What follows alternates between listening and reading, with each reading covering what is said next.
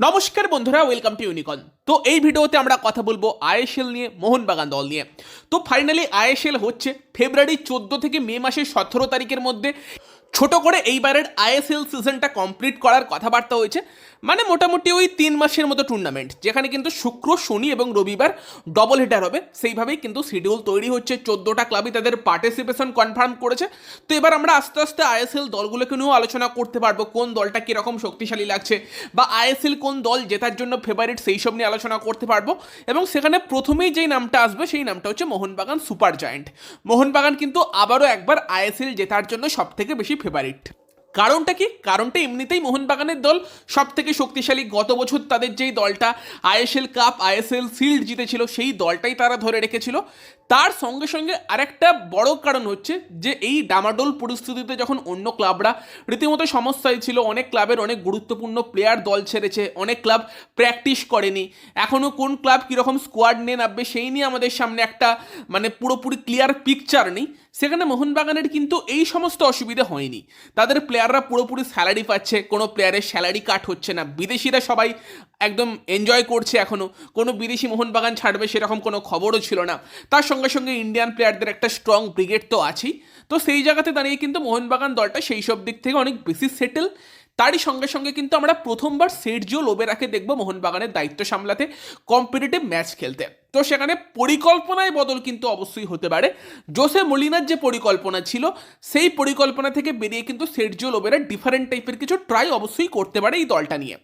এই দলটাতে একটুখানি ভারসাম্যের অভাব তো অবশ্যই ছিল বিদেশিদের ক্ষেত্রে, যেখানে 2টো ফরেন ডিফেন্ডার আর 4টে ফরেন অ্যাটাকার ছিল। একটা প্রপার মিডফিল্ডারকে আমরা মিস করছিলাম, বিদেশি মিডফিল্ডার। কিন্তু যদি আমরা সের্জিও লোবেরার ওভারঅল স্ট্র্যাটেজি দেখি, এত বছর যে আইএসএল এ সের্জিও লোবেরা কোচিং করিয়েছে বা ভারতীয় ফুটবলে, সেখানে কিন্তু সের্জিও লোবেরা সবসময় একজন কোয়ালিটি সেন্ট্রাল মিডফিল্ডারকে প্রেফার করতো। সেটা এফসি গোয়াতে থাকার সময় থেকেই হোক, যেখানে এডু বেদিয়া, আহমেদ চাহু, সেই কম্বিনেশনটা তার কাছে ছিল। পরবর্তীকালে আহমেদ চাহু প্রায় সের্জিও লোবেরা যেখানেই গেছে সেখানেই খেলেছে, সেরকম একটা ব্যাপার ছিল। সেরকম কোনো মিডফিল্ডার কিন্তু সের্জিও লোবেরা পাচ্ছে না এই মোহনবাগান দলটায়, বিদেশি মিডফিল্ডার। ইন্ডিয়ান তো অনেকগুলো অপশান আছে। সেখানে সের্জিও লোবেরা কীভাবে এই দলটাকে ম্যানেজ করবে সেই দিকে আমরা নজর রাখতে পারি। সের্জিও লোবেরা কি ডিফারেন্ট কিছু ট্রাই করতে পারে, এরকম কিছু দিমিত্রি পেত্রাতোসের মতো একটা প্লেয়ার, যে অবভিয়াসলি আক্রমণ ভাগে কামিংস, ম্যাকলারেন, রবিনো থাকায় কতটা আক্রমণ ভাগে সুযোগ পাবে সেই নিয়ে একটা প্রশ্ন তো থাকবে। তাকে যদি সেন্ট্রাল মিডফিল্ডার ইউজ করে, তার শরীর স্বাস্থ্য ভালোই আছে, ফিজিক্যালিটি আছে, মিডফিল্ড থেকে খেলতে পারবে, সেই ক্ষমতা তার মধ্যে আছে। বোধহয় হাবাসি তো সম্ভবত সুপার কাপে একবার ইউজ করেছিল তাকে মিডফিল্ডে। সেখানে দেখার বিষয় এটা থাকবে যে দিমিত্রি পেত্রাতোস তার মতো একটা প্লেয়ারকে কিভাবে সের্জিও লোবেরা ইউজ করবে, সেটা অবশ্যই একটা দেখার বিষয় কিন্তু থাকবে। যে মিডফিল্ডে একটা যে বিদেশি অপশান চায় সের্জিও লোবেরা, সেই রোলে আমরা পেত্রাতোসকে দেখি কিনা সেই দিকেও আমাদের নজর থাকবে। এটা একটা গুরুত্বপূর্ণ বিষয় গেল। নম্বর 10 রোলেও কিন্তু সের্জিও লোবেরা একটা কোয়ালিটি প্লেয়ারকে প্রেফার করে, যেখানে তার দলে অনেকটা সময় আমরা হুগো বুমোর মতো প্লেয়ারকে খেলতে দেখেছি। সেই রোলে সম্ভবত জেসন কামিংসের মতো প্লেয়ারকেই বেশি ট্রাস্ট করতে পারে সের্জিও লোবেরা। রবসন, রবিনোর অপশানটাও আছে, যাকেও সেই রোলে ইউজ করা সম্ভব। এবং স্ট্রাইকার হিসেবে জিমি ম্যাকলারেনের যা কোয়ালিটি, সের্জিও লোবেরা অবশ্যই সেটাকে পছন্দ করবে। তো আই থিঙ্ক সের্জিও লোবেরার 2টো বিদেশি সেন্টার ব্যাক নিয়ে যাবে না, যেটা জোসে মলিনার স্ট্র্যাটেজি ছিল, সেখান থেকে বেরিয়ে আসবে। সেখানে 4 বিদেশি অ্যাটাকারের মধ্যে হয়তো 3জনকে লোবেরা ইউজ করতে পারে। এবার দেখো, কোনো বিদেশি অ্যাটাকার এবার কোনো ম্যাচে অসুস্থ আছে, অ্যাভেলেবেল নেই, সেই সময় 2টো ফরেন ডিফেন্ডার ইউজ করতেও পারে। বাট নর্মালি হয়তো সের্জিও লোবেরার বেস্ট প্লেইং 11 বানালে আমরা হয়তো একজনই বিদেশি ডিফেন্ডার রেখে বানাবো, সেটাই হয়তো তার স্ট্র্যাটেজি হবে। এবং সেখানে সেন্টার ব্যাকেদের অপশানও আছে। মেহতাব সিংয়ের মতো একটা প্লেয়ার আছে, তার রোলটা কিন্তু গুরুত্বপূর্ণ হতে পারে। টেকচাম অভিষেক সিং, এই প্লেয়ারটার যা কোয়ালিটি সেটাও কিন্তু লোবেরা পছন্দ করবে। লোবেরা সাধারণত অ্যাটাকিং সাইড ব্যাকেদের প্রেফার করে, তবে সেখানে বাঁদিকের সাইডে সুভাশিস বোসকে ড্রপ করাটা কঠিন সিদ্ধান্ত হতে পারে। মেবি সেই জন্য হয়তো রাইট সাইডে আমরা অভিষেককে ইউজ করতে দেখতে পেতে পারি। ইভেন এমনও হতে পারে যে সের্জিও লোবেরা কিন্তু ডান দিক দিয়ে আশিস রায়, বাঁ দিক দিয়ে টেকচাম অভিষেক সিং, সেই কম্বিনেশনে ইউজ করতে পারে। তুলনামূলক আমরা বেশি অ্যাটাকিং ফুটবল সের্জিও লোবেরার দলের থেকে এক্সপেক্ট করতে পারি। তো যদি আমরা একটা প্লেইং 11 বানাই, যে সের্জিও লোবেরা কি টাইপের স্ট্র্যাটেজিতে যেতে পারে, কীরকম দল নিয়ে খেলতে পারে, নর্মালি সের্জিও লোবেরার ফরমেশন 4-2-3-1ই থাকে। তবে লোবেরার স্ট্র্যাটেজি একটু ডিফারেন্ট থাকে। অনেক কোচের স্ট্র্যাটেজি থেকে যারা উইঙ্গার হয় তাদেরকে এসে ডিফেন্ডারদের কভার দিতে হয়, ডিফেন্ডারদের সাপোর্ট দিতে হয়। লোবেরা কিন্তু ওপরের দিকের যে 4 অ্যাটাকার থাকে তাদেরকে অনেকটা স্বাধীনতা দেয় অ্যাটাকি আর কি ফোকাস করার জন্য, অতটা তাদের ডিফেন্সের ওপর আর কি ফোকাস করতে হয় না, সেই একটা ব্যাপার কিন্তু লোবেরা স্ট্র্যাটেজিতে থাকে। সেই জায়গাতে দাঁড়িয়ে আমার যেটা পার্সোনালি মনে হয় সের্জিও লোবেরা যে টাইপের লাইন আপে যেতে পারে, ফরমেশন 4-2-3-1ই থাকবে, গোলে তো অবভিয়াসলি বিশাল কাইতি স্টার্ট করবে, সেই নিয়ে কোনো সন্দেহ নেই।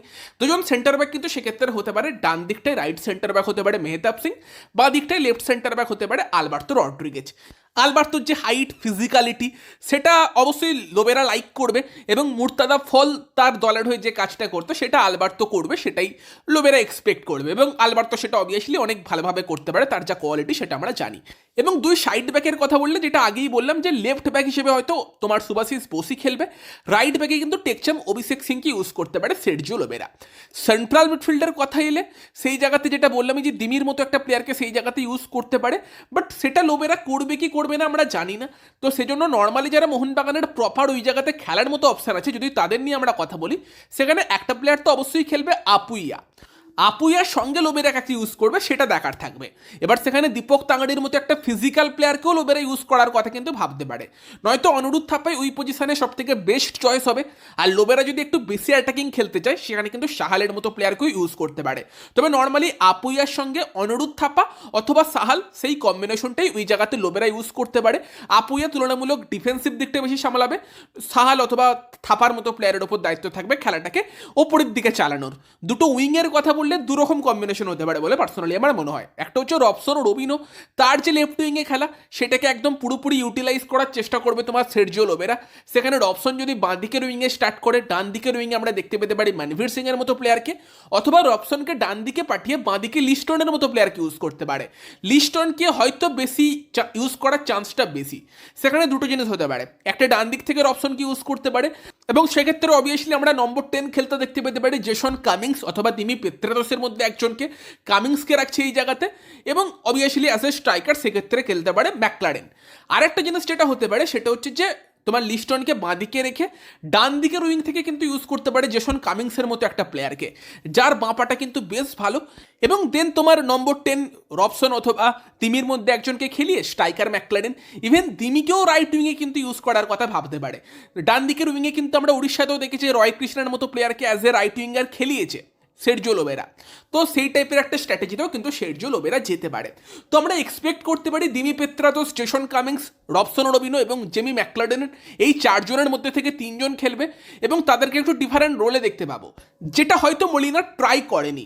তাদেরকে একটু অন্য পজিশনে খেলিয়ে কামিংসের মতো প্লেয়ারকে বা দিমির মতো প্লেয়ারকে উইংয়ে খেলিয়েও কিন্তু ট্রাই করতে পারে সের্জিও লোবেরা, কারণ সে অ্যাটাকিং মাইন্ডেড কোচ, অ্যাটাকিং প্লেয়ারদের হয়তো বেশি সুযোগ দেবে, এবং আমরা হয়তো মোহনবাগানকে বেটার কোয়ালিটির ফুটবল খেলতে দেখতে পেতে পারি, এমন ফুটবল খেলতে দেখতে পেতে পারি যেটা হয়তো চোখের জন্য দেখতে ভালো লাগবে, যেটা হয়তো মলিনার আমলে কিছুটা হয়নি। তবে মলিনার ট্রফি দিয়েছিল, অবশ্যই মোহনবাগান সমর্থকেরা আগে ট্রফি চাইবে, আর লোবেরার আন্ডারে কিন্তু এই দলটা অবশ্যই ট্রফি জিততে পারে, আইএসএল জিততে পারে, সেই ক্ষমতা অবশ্যই আছে। তো তোমরা জানিও মোহনবাগান সমর্থকেরা যে তোমাদের কি মনে হয় যে কোন টাইপের লাইন আপ নিয়ে সের্জিও লোবেরা যেতে পারে। আমার তো মনে হয় যে এই টাইপের লাইন আপ নিয়েই কিন্তু সের্জিও লোবেরা যেতে পারে। তোমাদের মতামত কমেন্টে জানিও। ভিডিওটা ভালো লাগলে ভিডিওটাকে লাইক করে দিও, শেয়ার করে দিও, আমাদের চ্যানেলে প্রথমবার এলে চ্যানেলটিকে সাবস্ক্রাইব করে তার পাশের বেল আইকনটাকে অন করে দিও। তো চলো গাইস, এই ভিডিওতে এই পর্যন্তই, বাই বাই।